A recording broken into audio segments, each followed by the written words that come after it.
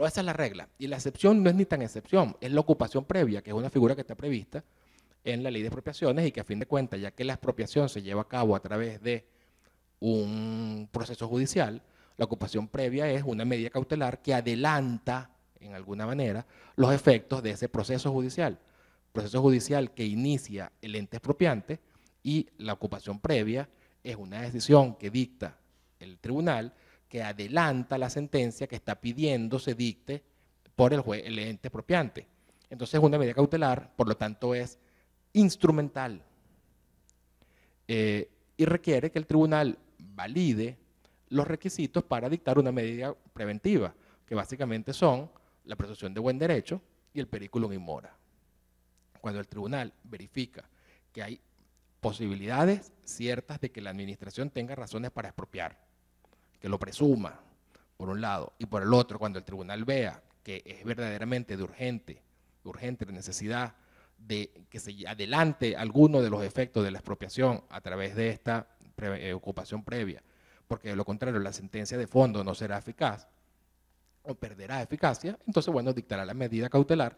Entre otras cosas, la ley exige que se fije, que se establezca, al momento de dictar esa medida cautelar, que se deposite el pago del avalúo inicial que se hizo del valor, del bien que va a ser afectado. Entonces la ocupación previa es una excepción, bueno, como no sé, el secuestro sería una excepción a que nadie puede ser privado de su propiedad si no tiene una sentencia o en un juicio civil privado, o nadie va a tomar la posesión de la propiedad por sí mismo, sino a través de un tribunal, y que el tribunal entonces puede decidirlo al momento de la sentencia, pero que también puede dictar una medida cautelar de un secuestro del bien objeto de la sentencia. Bueno, más o menos eso es lo que es, a fin de cuentas, la ocupación previa. ¿Qué pasa? Y yo voy a tratar esto muy breve para hacer al final unas reflexiones sobre todo lo que hemos estado discutiendo estos dos días. ¿Qué es lo que pasa? Bueno, o sea, hay algunas leyes de estas que han establecido expropiaciones donde se establecen figuras parecidas a la ocupación previa, pero que lo único que tiene de parecido es que ocupas el bien que vas a expropiar previamente. Todo lo demás es diferente.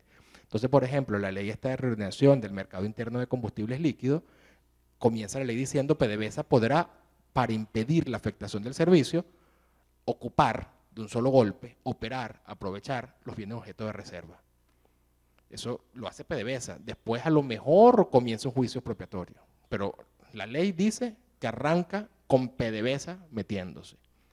También lo hace la ley esta de los bienes y servicios conexos de la actividad petrolera, primaria y hidrocarburos, que comienza, PDVSA tomará posesión de los bienes y control de las operaciones requeridas a las actividades reservadas. ¿Cómo es eso? Eso no tiene nada que ver con la ocupación previa. Eso no es adelantar, que el juez adelante uno de los efectos de la sentencia expropiatoria. No, esto es meterse y de una sola vez agarrar la propiedad. No es instrumental, no es una medida no judicial, no hay una valoración del bien, lo decide la misma persona interesada, es decir, la administración, en este caso PDVSA. A fin de cuentas, esta es una medida total y absolutamente inconstitucional, no hay mayor razón, no hay mayor explicación, que simplemente, bueno, yo estoy seguro que el que hizo esas leyes estaría de acuerdo con que las nacionalizaciones no se paguen, se hagan cuando se quieran y no se paguen indemnizaciones. Es la única forma de explicarlo. Pareciera que es exactamente el mismo razonamiento. Muy seguro deben estar de que nunca le va a pasar nada a ellos que aprueban este tipo de leyes. Es la única explicación. Hay otra figura que es la ocupación temporal, está prevista también en la ley de expropiación, es una figura razonable, no tiene nada que ver con la expropiación, tiene que ver en todo caso es con la construcción de obras públicas, que es la ocupación temporal, y que hay dos casos en los que se puede llevar adelante esta figura, según la ley, es para establecer estaciones que permitan la construcción de una obra pública o para hacer estudios para eventualmente construir una obra pública sobre tierras privadas. Aquí de lo que estamos es frente a un arrendamiento forzoso, por llamarlo así, no es un adelanto de la expropiación. La ocupación temporal, a fin de cuentas, es la posibilidad que tiene el Estado de ocupar por un tiempo determinado en la ley, que creo que son 6 meses únicamente, un determinado inmueble con esos dos fines. Simplemente entra, se hacen los estudios, se utiliza como depósito esos terrenos y luego el Estado sale, no tiene ningún interés de quedarse con esos bienes ni adelanta de ninguna forma una toma de la propiedad. Supone la indemnización no del valor del inmueble, sino de los daños que ocasionó la ocupación del bien por ese tiempo. La privación de uno de los atributos, que específicamente sería el atributo del uso o del goce, pero nunca, por ejemplo, de la disposición.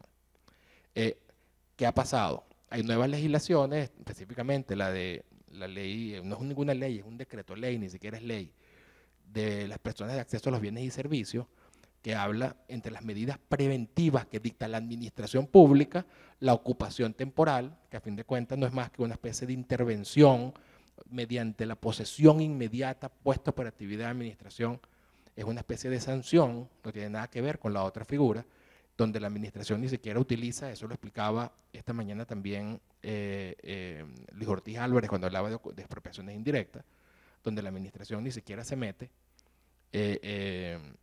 donde la administración ni siquiera tiene conocimiento ya definitivo del asunto, sino que lo hace a través de meras presunciones.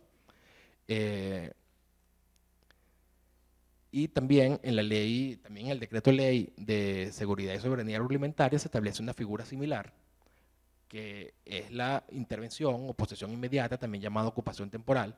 Como ustedes se dan cuenta, ninguna de esas figuras, ya la explicó Luis Ortiz, insisto, muy bien esta mañana, ninguna de esas figuras tiene relación con la ocupación temporal, ni la ocupación previa, mucho menos.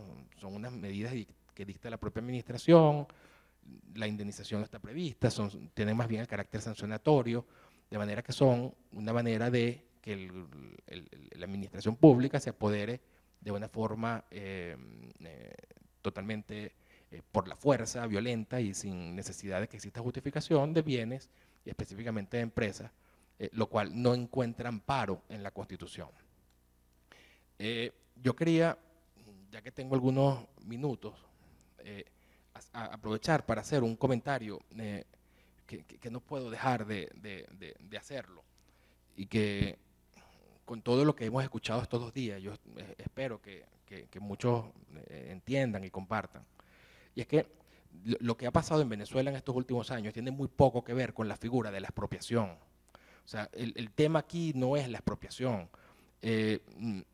Lo veíamos ayer cuando Ángela Layón, desde el punto de vista del economista, justificaba la figura de la expropiación. La expropiación es agarrar un bien para transformarlo en algo que va a ser beneficioso para la colectividad. Y realmente lo que nosotros estamos viendo realmente no es tomar propiedad privada para alguna utilidad pública o interés social, sino tomar la propiedad privada para comenzar el Estado ahora a ejercer esa propiedad privada. Y cuando se habla de propiedad privada, realmente no se habla de propiedad privada, sino que lo que realmente tiene interés el Estado venezolano actualmente es los medios de producción privados. Son las tierras productivas, son las empresas, las industrias. Eso es lo que interesa, y eso interesa porque esta es la herramienta para llevar adelante este proceso político revolucionario, que no sé exactamente cómo calificarlo, que se le ha puesto el mote de socialismo del siglo XXI. No es solamente un tema de la propiedad privada, es de la propiedad privada sobre los medios de producción, es a fin de cuentas un problema de libertad económica, de libertad de empresa, de qué es lo que queremos, si un sistema donde el Estado sea el único actor en la economía nacional, o si vamos a hacer depender la riqueza y el desarrollo de las personas, de la iniciativa privada, de la libre empresa.